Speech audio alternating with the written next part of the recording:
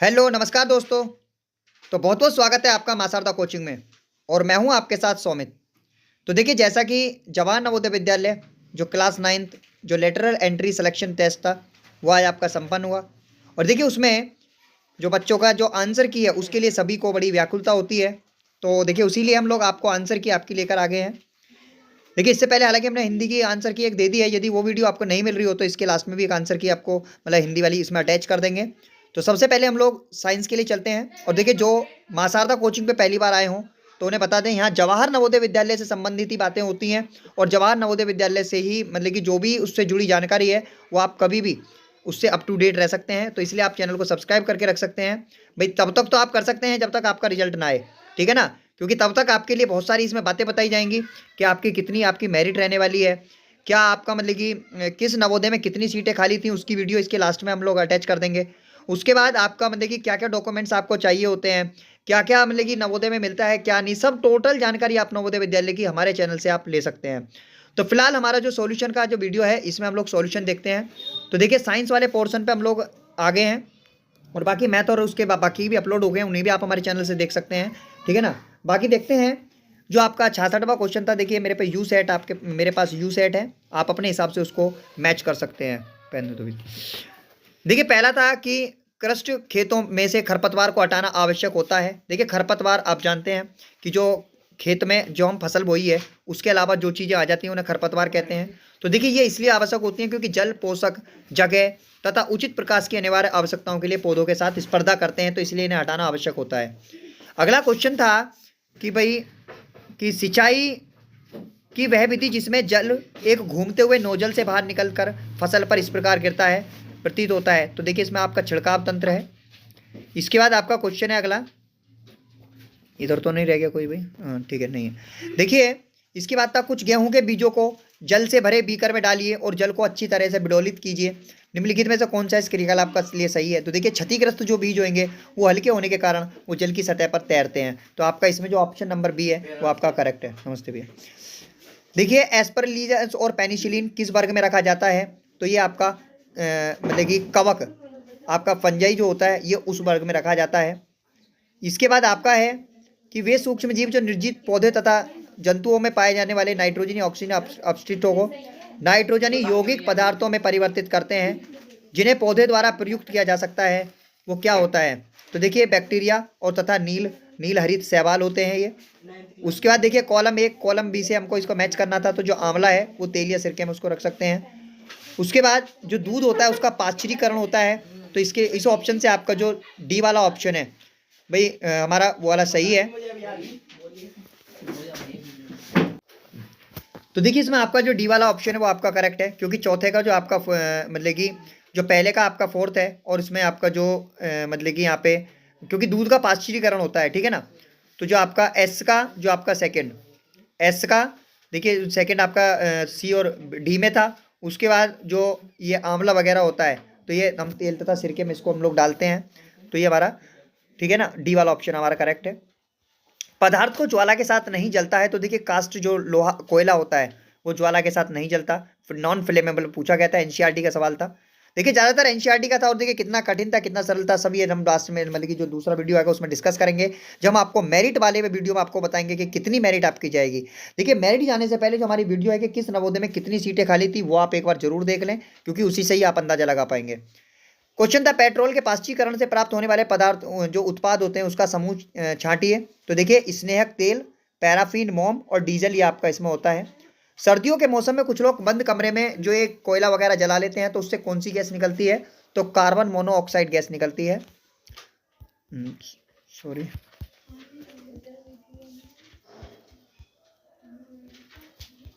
एक मिनट।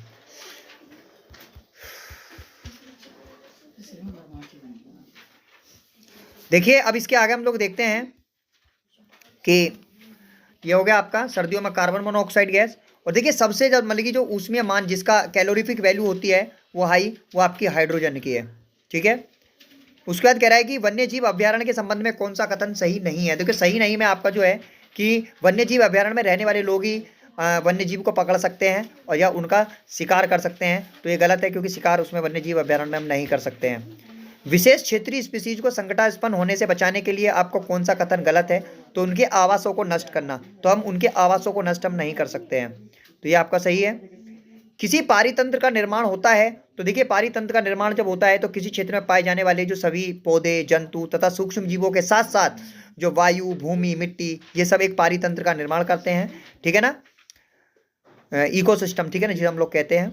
मानव में मादा के जनन प्रक्रम के दौरान होने वाले चरणों की जो घटना अनुक्रम है वो अंडोत्सर्ग होता है, पहले अंडे निकलते हैं, फिर निषेचन होता है, फिर युग्मनज बनता है, फिर भ्रूण बनता है, उसके बाद गर्भ निर्धारण होता है, ठीक है ना, गर्भ होता है। अगले में कह रहा है कि निम्नलिखित में से कौन सा कथन मछलियों में बहुत अधिक संख्या में अंड और शुक्राणु उत्पन्न करने में प्रक्रम में संबंध में सही तर्क है? तो देखिए इसमें 2 और 3 मतलब अनेक अंडों तथा शुक्राणु का उत्पन्न होना यह सुनिश्चित करता है कि निषेचन के मतलब कि होगा। और इसमें जो तीसरा वाला है, जल में प्रचुर मात्रा में प्राप्त भोजन के कारण जलीय प्राणी अनेक अंडे उत्पन्न करते हैं, ठीक है ना। उसके बाद है यीस्ट की तरह से ही अलैंगिक रूप से जनन करने वाला जीव है, तो वो है हाइड्रा। अगला क्वेश्चन है मनुष्य में, देखिए निम्नलिखित में से कौन सा जो विचार कीजिए, इसमें हमें बताना था।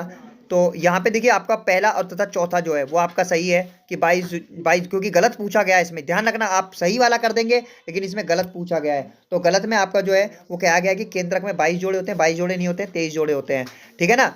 और इसके बाद जो चौथा वाला है, सभी जीवों में शिशु के लिंग का निर्धारण अनुवांशिक होता है, ऐसा कुछ नहीं है, ठीक है ना। लिंग निर्धारण होता है वो XX और XY के उससे। मेंढकों में कायांतरण का नियंत्रण जो जिस हार्मोन के द्वारा होता है तो वो थायरॉक्सिन है, ठीक है। और इसके बाद हमसे कह रहा है कि निम्नलिखित में से किस तरीके से HIV वायरस किसी पीड़ित व्यक्ति से स्वस्थ व्यक्ति में संक्रमण नहीं कर सकता? तो देखिए जो हाथ मिलाने से या साथ साथ भोजन करने से वो संक्रमण नहीं करता, बाकी सब तरीके से वो करेगा। विनीता सड़क पर कार चलाती हुई ग्रामीण इलाके से जुते हुए खेतों की तरफ गुजर रही थी, तो अचानक उसने महसूस किया कि ब्रेक काम नहीं कर रहे हैं। सड़क का स्तर जुते हुए खेत के स्तर से थोड़ा ही ऊपर था, तो कार को तुरंत रोकने या धीमा करने के लिए तो देखिए वो सीधा है जुते हुए खेत में की तरफ गाड़ी को मोड़ देगी, जिससे क्या होगा कि पहिए उसमें फंस जाएंगे और वो रुक जाएगी। किसी बल के कार्य करने के लिए आवश्यक शर्त क्या होती है? तो देखिए वहां पे किसी भी बल को कार्य करने के लिए दो चीजों को, दो वस्तुओं का होना वहां आवश्यक होता है। अन्योन्य क्रियाएं जब वो आपस में करते हैं तो तब बल कार्य करता है। निम्नलिखित में से कौन सा एक बल को संपर्क बल की तरह समझा जा सकता है? तो जो पेशीय बल होता है, जो हमारी मसल्स के द्वारा होता है, वो संपर्क बल होता है, क्योंकि गुरुत्वाकर्षण वो संपर्क बल नहीं है, स्थिर विद्युत बल वो नहीं है, इलेक्ट्रोस्टैटिक फोर्स और मैग्नेटिक फील्ड। ये कह रहा है सृजना ने गेंद को बारी बारी से शुष्क संगमरमर और चटाई वगैरह पे हुआ है, तो हमसे पूछ रहा है कि घटते हुए क्रम में हमको करना है, लगने वाला घर्षण बल घटते हुए क्रम में। तो देखिए सबसे ज्यादा जो लगेगा वो चटाई पे लगेगा, उसके बाद समाचार पत्र पे लगेगा, फिर शुष्क संगमरमर पे लगेगा और उसके बाद गीली संगमरमर पे लगेगा, ठीक है ना। ये आपका हो गया। उसके बाद 89 में कह रहा था कि किसी पृष्ठ पर रखे ब्लॉक ए, देखिए एक मिनट, इसको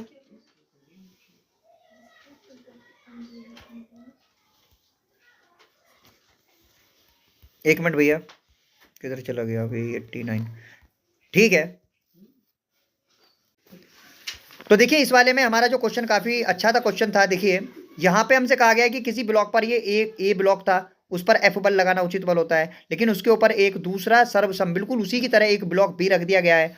तो देखिए जो फ्रिक्शन फोर्स होती है वो सरफेस एरिया के साथ साथ मास पर भी डिपेंड करती है, तो यहाँ पे वजन दुगना हो गया है तो फोर्स भी दुगनी हो जाएगी। तो यहाँ पे हमारा 2F वाला जो आंसर है वो हमारा करेक्ट होगा, 2F वाला सही होगा भाई, ठीक है ना। पहले हमारे भी इसमें कर दिया गया था टीम के द्वारा F, लेकिन 2F इसमें सही होगा।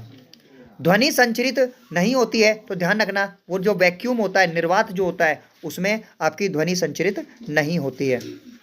अगला क्वेश्चन है तरंग जल में उत्पन्न ध्वनि में से किसी एक में कंपन के कारण होती है। तो देखिए कटोरी या गिलास से भरे जल के ऊपर की वायु के स्तंभ जो है, इसमें डी वाला ऑप्शन आपका करेक्ट है, लेकिन नेट से देखा गया है पूरी तरह, क्योंकि यहाँ पे कोई श्योर नहीं था, तो ये वहाँ का ये करेक्ट है, ठीक है। उसके बाद कह रहा है कि दो प्रयोग एक समान विद्युत बल्ब के विद्युत सेल पर अलग अलग घोल ए और बी में उपयोग किए जाते हैं, जैसा कि चित्र में दिखाया गया है। यह पाया गया है कि व्यवस्था की बी की तुलना में ए का बल्ब अधिक दीप्त है, तो हम क्या कह सकते हैं? तो देखिए हम ये कह सकते हैं कि जो घोल बी की तुलना में जो ए है वो अधिक बेहतर विद्युत का सुचालक है, ठीक है ना, क्योंकि वो लाइट नहीं ले रहा है, तो मतलब कि ज़्यादा मतलब प्रतिरोध उसमें कम है, अच्छा सुचालक है, तो इसीलिए सही है। सी वाला ऑप्शन आपका करेक्ट है। उस विलयन को पहचानिए, ये कह रहा है जो चालन नहीं करता है, तो चीनी का विलयन जो है वो चालन नहीं करता है, क्योंकि बाकी सब एसिड है और एसिड में चालन होता है। अगला कह रहा है कि निम्नलिखित में तो कौन सा धातु का उपयोग वैद्युत लेपन द्वारा उसकी परत चढ़ाने के लिए लोहे की वस्तु को चमकदार और जंग से बचाने के लिए किया जाता है। तो देखिए हालांकि इसमें आंसर जो हमारा यसद लेपन होता है, जो गैल्वेनाइजेशन होता है, उसमें जिंक का प्रयोग होता है, लेकिन यहाँ पे कहा गया चमक को बनाने के लिए भी, तो उसमें आपका क्रोमियम का इस्तेमाल होगा। ठीक है। अगला कह रहा है जब हम प्लास्टिक स्ट्रॉ को पॉलीथीन से रगड़ते हैं तो देखिए स्ट्रॉ पर ऋणावेश हो जाता है, वो मतलब कि नेगेटिवली चार्ज हो जाती है, और पॉलीथीन धनावेशित हो जाती है। निम्नलिखित में कौन सा कथन सत्य है, ये पूछ रहा है। तो यहाँ पे देखिए रिक्टर स्केल वाला था, तो इसमें जो हमारा ये वाला क्वेश्चन है, जो डी वाला ऑप्शन है कि रिक्टर पैमाने पर जो तीव्रता है वो 7, ये वाला जो आपका डी वाला ऑप्शन, ठीक है ना, जो डी वाला आपका ऑप्शन है, डी ऑप्शन, ये इसमें आपका करेक्ट होगा, क्योंकि जो 7 का जो भूकंप होता है वो 20 बिलियन के करीब होता है। ये मतलब कि जो 5 वाला होता है वो उससे कम होता है, लाख में होता है। ठीक है ना, तो यहाँ 10,000 गुना वो उससे ज़्यादा होता है। तो ये वाला आपका जो ये डी वाला ऑप्शन है वो आपका करेक्ट है। उसके बाद कह रहा है तड़ित से जीवन और संपत्ति नष्ट हो सकती है, तो निम्नलिखित में किसके द्वारा तड़ित से बच सकते हैं। तो तड़ित झंझावात के समय हमें स्नान ना करके हम लोग बच सकते हैं, क्योंकि बाकी और कोई ऐसा ऑप्शन इसमें सही नहीं है। उसके बाद 98 में कह रहा था कि यदि किसी कक्षा में 2 संलग्न दीवारों पर संलग्न एडजेसेंट दीवार है, तो यहाँ देखिए दोनों के बीच में 90 का हो जाएगा। इसका फॉर्मूला होता है 360/θ - 1। तो यहाँ आपका 3 जो ऑप्शन है वो आपका करेक्ट हो जाएगा। यहाँ पे देखिए 99 में जो आपका कह रहा था काफ़ी ट्रिकी क्वेश्चन था, तो यहाँ पे जो आपका 60 आपका आंसर आ जाएगा, 60 डिग्री आंसर आ जाएगा। ठीक है।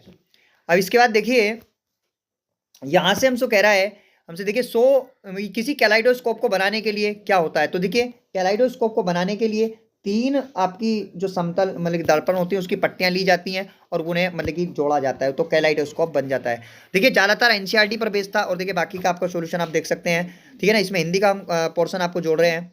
तो फिलहाल अभी के लिए इतना ही, और किसी भी जानकारी के लिए हमारा जो नंबर है उस पर आप व्हाट्सअप कर सकते हैं, लेकिन व्हाट्सअप पे आपको कॉल नहीं करनी है, ज़्यादा कॉल करेंगे तो ब्लॉक कर देंगे। बस आपका मैसेज आपको मतलब उसका रिप्लाई आपको मिल जाएगा। तो फिलहाल आज के लिए अभी इतना ही, फिर मिलेंगे मेरिट के साथ शाम को, मेरिट कितनी रहेगी, तब तक के लिए थैंक यू वेरी मच।